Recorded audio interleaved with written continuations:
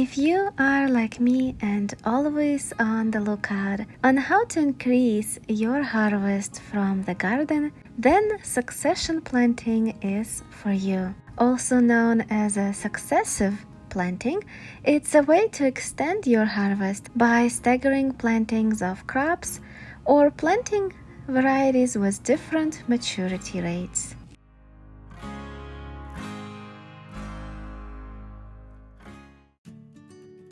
When you have a small garden but still want to grow a ton of food, then you have to be creative.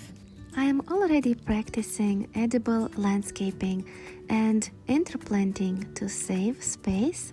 And there is succession planting, when one thing is harvested, like the cabbage over here was cut down for coleslaw. I also harvested the peas.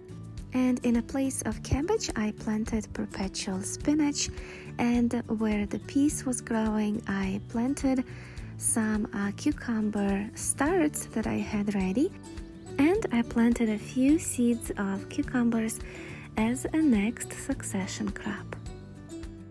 And in this bed, next to my gladiolas, I had spinach and lettuce growing. After they bolted, I pulled them out and decided to plant some carrots next to the ones that are growing already, and I'm slowly thinning them out and eating those delicious baby carrots. And I decided why not to plant another succession of carrots along with some rutabaga. There is plenty of time for them to mature. Beans are another great crop for succession planting. I had spinach over here. After I pulled it out, I decided to plant some bush beans because they grow so fast. You can plant them in June or even July. Also cucumbers. I already have cucumbers growing here. I've decided to add some more. Plus, I have planted some zucchini. Cucumbers will climb up on the trellis and zucchini will crawl out. And over here I planted some Swiss chard between the garlic where my mizuna was growing. Mizuna is a cold vegetable and it bolted as soon as the heat started. So I pulled it out and decided to plant some Swiss chard next to this beautiful borage.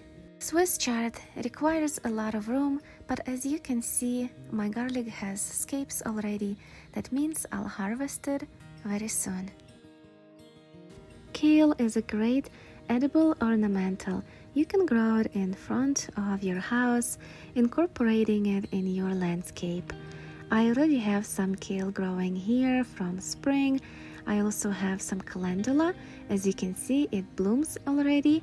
But I just dropped a few seeds of calendula and kale for succession planting. They will be ready for fall. I also planted a few seeds here and there in my basil tower. I have different varieties of basil growing, and some of them are starting to bloom. I'm pinching those blooms off because I want them to keep growing. But I also dropped a few seeds of different varieties of basil in between the existing plants. So when those are gonna be gone, the next generation of basil will be growing. As you can see, they have already sprouted. Basil grows super fast.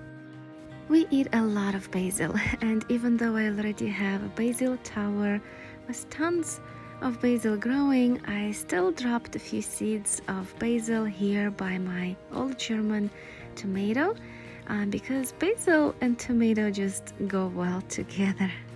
All throughout the summer, you can just throw seeds anywhere in any container you have room, and when they sprout and have a seedling size, you can pluck them out and drop them anywhere you want in the garden. Sometimes you don't have to remove one plant in order to sow seeds of the other one. Let me show you what I mean. Over here I have green peas growing and it's almost done. I planted some calendula a few weeks ago. It's already up, And just a couple days ago, I dropped a few seeds of pole beans. These, I believe, are scarlet beans. So by the time the beans are big enough to start climbing, this piece will be out of here. So you see, you don't have to pull one plant out. You can start sowing seeds while the plant is there. It's okay, they'll be all right. Now let me show you on the example of one garden bed how succession planting works. In the spring, I planted some potatoes between the spinach that was growing from fall and garlic. Spinach really took off and I had to cut it down and freeze it. I also pulled garlic when it was still not mature. We do like young garlic. It tastes delicious when it's not completely mature. It's like a baby size, very similar to green onions. Very mild garlicky flavor. We like it raw or pickled. Then I pulled out my potatoes and it was a great harvest. I love baby potatoes. Their skin is so thin you can just peel it with your nails. Young baby potatoes are the most delicious potatoes you can have. I like roasting them or boiling them and then serving them with some butter and dill. For me, potatoes and dill taste great together. Just the taste of my childhood. And by the way, when I planted these, they were just regular Yukon Gold potatoes from the grocery store. Organic, of course. So I had some cucumbers started in pots, but it was not their permanent home. They were there just so potatoes, spinach, and garlic can get out of this bed. After the place was empty, I transplanted the cucumbers from the pots. I also, as you can see, just threw a few seeds of other cucumbers. And as you can see, I planted seeds between the existing cucumber plants. So when these bigger cucumbers will kind of stop producing, those that I planted from seed right now will take off and give me more fruit. And of course, I'm growing different varieties because each of them has their own pace of growing and producing fruit.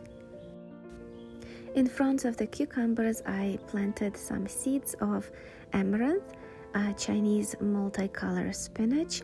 It's a heat-loving plant spinach substitute, so I think it will grow well over here. And also I planted some yellow zucchini squash, just a few, because they grow really large.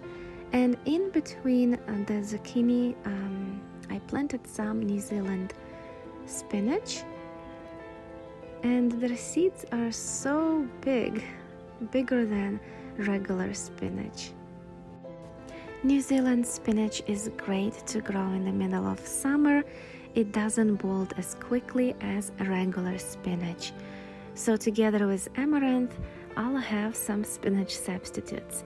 Also over here on the edge, I had planted some nasturtiums that I've had already started, and I also added a few seeds for later blooms.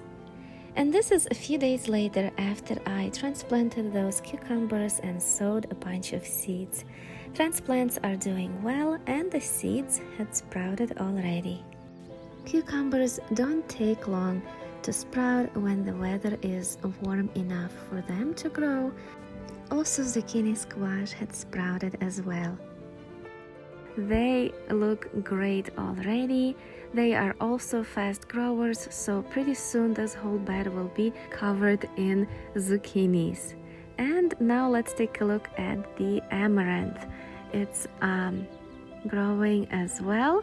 You can see cucumbers are over there in the shade and a lot of blooms. I'm really happy with how it turned out. So I have already had a great harvest from this garden bed. I've harvested potatoes, garlic, and a ton of spinach.